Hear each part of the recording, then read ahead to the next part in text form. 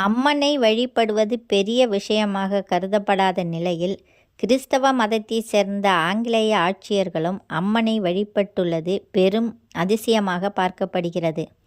அதையடுத்து யார் அந்த ஆங்கிலேயர்கள் என்றும் எந்த ஊரில் உள்ள அம்மனை அவர்கள் வழிபட்டனர் என்றும் பார்ப்போம். காவேரி, பவானி, அமுதநதி என்னும் 3 ஆறுகள் கூடும் இடத்தில் புண்ணிய தலமாக பவானி சங்கமேஸ்வரர் கோயில் உள்ளது. 3 ஆறுகள் ஒன்று சேர்கின்ற சங்கமத்தால் சுயம்பு லிங்கமாக எழுந்தருளியுள்ள இறைவன் சங்கமஸ்வரர் என்று அழைக்கப்படுகிறார். விஸ்வாமித்திர முனிவரால் காயத்ரி மந்திரம் கூறி பிரதிஷ்டை செய்யப்பட்டதால் காயத்ரி லிங்கேஸ்வரர் என்றும் கூறப்படுகிறார்.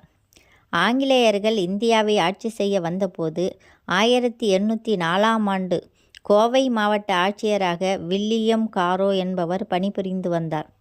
பவானி சங்கமேஸ்வரர் கோயிலின் அம்பிகை வேதநாயகியின் பெருமையும் அழகையும் மக்கள் வியந்து பேசுவது கண்ட வில்லியம் காரோவிற்கு அம்பிகையை காண வேண்டும் என்ற ஆவல் ஏற்பட்டது.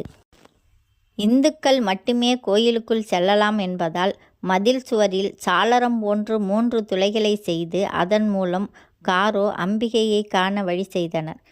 அச்சாளரத்தின் மூலம் காரோவும் அம்பிகையை தினந்தோறும் கண்டு வழிபட்டு வந்தார். அந்த துளைகள் இன்றும் உள்ளன. ஒரு முறை காரோ தனது பங்களாவின் மாடியில் உறங்கிக் கொண்டிருந்த போது அம்பிகை வேதநாயகியை போன்ற பெண் ஒருத்தி அவரை தட்டி எழுப்பி கையை பிடித்து விரைவாக வெளியே அழைத்து சென்றது போன்ற உணர்வு ஏற்பட்டு திடுக்கிட்டு விடுத்தி எழுந்தார். அதையடுத்து வில்லியம் காரோ பரபரப்புடன் மாடியிலிருந்து கீழே ஓடி வந்தார். அடுத்த நிமிடமே காரோ குடியிருந்த பங்களாவின் மாடி வீடு இடிந்து கீழே விழுந்தது. அதனால்தான் பிழைத்தது அம்பிகையின் அருளால் என்று உணர்ந்த காரோ அம்பிகைக்கு தந்தத்தாலான கட்டில் ஒன்று செய்து அதில் தனது கையொப்பமும் இட்டு காணிக்கையாக அளித்ததை இன்றும் கோயிலில் காணலாம். ஆங்கிலேய ஆட்சியர்களின் காலத்தில் மாவட்ட ஆட்சியரே முக்கிய கோயில்களில் தக்காராகவும் பொறுப்பு வகித்துள்ளனர். அதன்படி 1812ஆம் ஆண்டு முதல் 1828ஆம் ஆண்டு வரை மதுரை மாவட்டத்தின் ஆட்சியராக இருந்த ரவுஸ் பீட்டர் மதுரை மீனாட்சி அம்மன் கோயிலின் தக்கராகவும் பொறுப்பு வகித்துள்ளார்.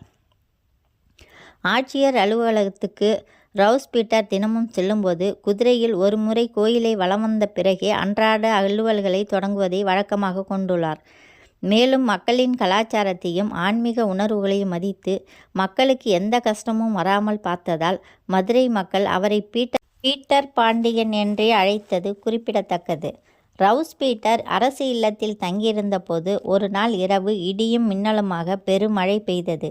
நள்ளிரவு வேளையில் 3 வயது சிறுமி ஒருத்தி அவருடைய அறைக்குள் நுழைந்து அவரை கையை பிடித்து இழுத்து மாளிகைக்கு வெளியே அழைத்து வந்தாள்.